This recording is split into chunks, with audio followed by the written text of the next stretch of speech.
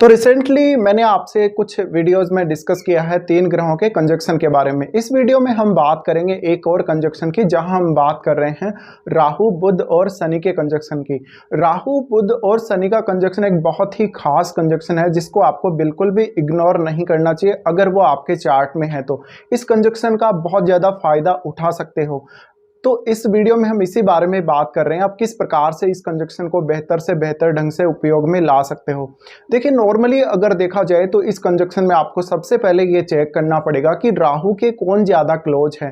अगर शनि राहु के बहुत ही ज़्यादा क्लोज है तो आपको कुछ हद तक रिजल्ट अलग देखने को मिलेंगे। अगर बुध राहु के बहुत ज़्यादा क्लोज है तो थोड़ा बहुत यहाँ पे रिजल्ट्स में डिफरेंस हो सकता है। बट नॉर्मली अगर बुध आपका बहुत ज़्यादा राहु से क्लोज है तो बुध से रिलेटेड क्वालिटीज़ बहुत ज़्यादा इन्हेंस होंगी, बहुत ज़्यादा आपके अंदर मल्टीप्लाई होंगी। और शनि उनको एक बहुत ज़्यादा स्टेबिलिटी देने वाला ग्रह है।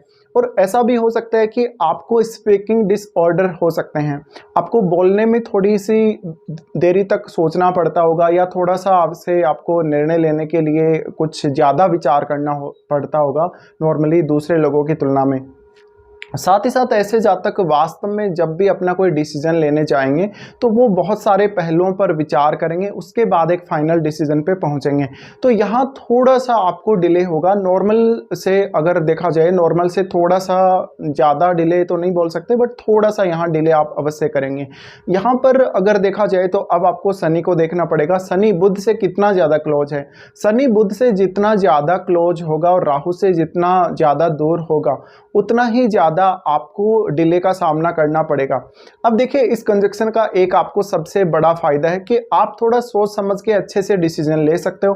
आपका सीखने में ज़्यादा से ज़्यादा स्टेबिलिटी आएगा। आप भले ही थोड़ा सा समय लेंगे सीखने के लिए, जब लेकिन एक बार आप सीख लेंगे तो उसके बाद आप जल्दी से भूलेंगे नहीं। इसी प्रकार से चीज़ों को पुनः समराइज करना या मेमोराइज करना आपके लिए थोड़ा सा मुश्किल ज़रूर हो जाता है। बट आपको रियली यहाँ शनि बहुत ज़्यादा हार्ड वर्किंग बना देते हैं जब भी वो बुध और राहु के साथ स्थित होते हैं। ऐसे में आप बहुत ज़्यादा कन्फ्यूजन में नहीं रहेंगे, बट आप क्विकली कोई भी डिसीजन लेकर उस पर काम करना प्रारंभ नहीं करेंगे, थोड़ा और समय लेंगे अपने आप से। तो ऐसी कंडीशन में एक बहुत अच्छी बात है कि आपके बहुत सारे निर्णय ऐसे हो सकते हैं जो गलत नहीं होंगे, जहां पर आप प्रॉपरली प्लान करके आगे बढ़ने वाले हो। अब इस कंजक्शन में बहुत सारे ऐसे रिजल्ट हैं जो वास्तव में आपको मिलेंगे, जबकि दूसरे अगर कोई कंजक्शन हो तो उनमें ऐसे रिजल्ट नहीं देखने को मिलते। नॉर्मली अगर ऐसा कंजक्शन है आपके चार्ट में तो आपका टेक्नोलॉजी में बहुत ज़्यादा इंटरेस्ट हो सकता है, आपका कंप्यूटर प्रोग्रामिंग या कंप्यूटर से रिलेटेड जो लैंग्वेजेस हैं उनसे रिलेटेड कार्यों में ज़्यादा इंटरेस्ट हो सकता है। आप सॉफ्टवेयर डेवलपमेंट में बहुत अच्छे हो सकते हैं। आप कंप्यूटर से रिलेटेड कुछ भी चीज़ें अगर सीखेंगे तो बहुत जल्दी सीख लेंगे। आपको हार्डवेयर का नॉलेज बहुत ज़्यादा अच्छा हो सकता है। आप कंप्यूटर रिलेटेड जो हार्डवेयर हैं या स्मार्टफोन भी इवन आप बोल सकते हैं, उनसे रिलेटेड अगर कुछ रिपेयरिंग वगैरह का काम करेंगे तो वो आपका बहुत अच्छा चल सकता है। तो ऐसे में नॉर्मली टेक से जुड़ा हुआ बिजनेस जातक के लिए बहुत ज़्यादा काम देगा, और इवन जातक इस फील्ड में जॉब भी कर सकता है। इसके साथ साथ जातक का जो स्पीकिंग एबिलिटी है वो नो डाउट थोड़ा सा शुरू में प्रभावित होगा। शुरू में जातक को सीखने में बहुत देरी का भी सामना करना पड़ेगा, बट उसके बाद जब एक बार जातक सीख लेगा तो उन चीज़ों को बहुत लंबे समय तक स्थायी भी रख पाएगा।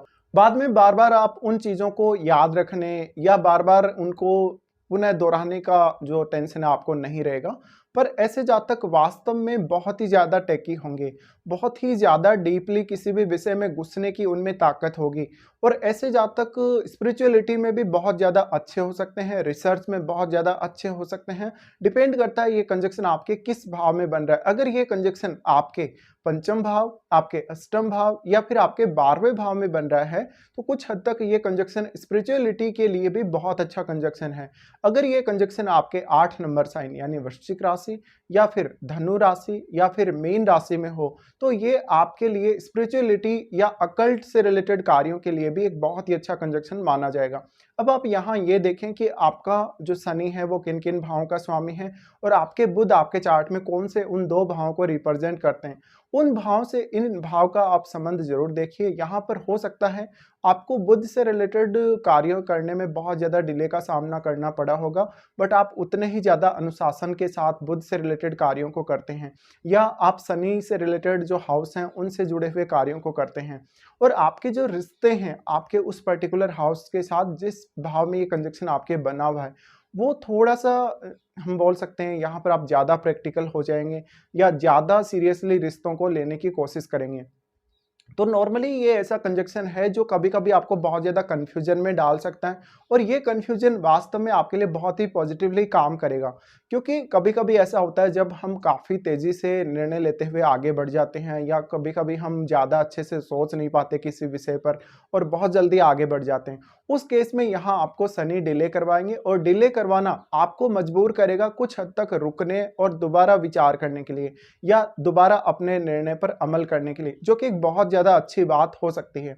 साथ ही साथ ऐसा जातक नो डाउट थोड़ा-सा चीज़ों को सीखने, ग्रहण करने और आत्मसात करने में देरी करेगा, या वो थोड़ा रुकावट डाल सकता है। बट वास्तव में ये कंजक्शन आपके फ़ेवर में काफ़ी हद तक काम कर सकता है, अगर आप इसको समझकर इस कंजक्शन को यूज़ करना चाहें तो। तो इस प्रकार से आप इस कंजक्शन पर विचार कर सकते हैं जब भी ये 3 ग्रह आपके चार्ट में किसी भी भाव में कंजक्शन में हों।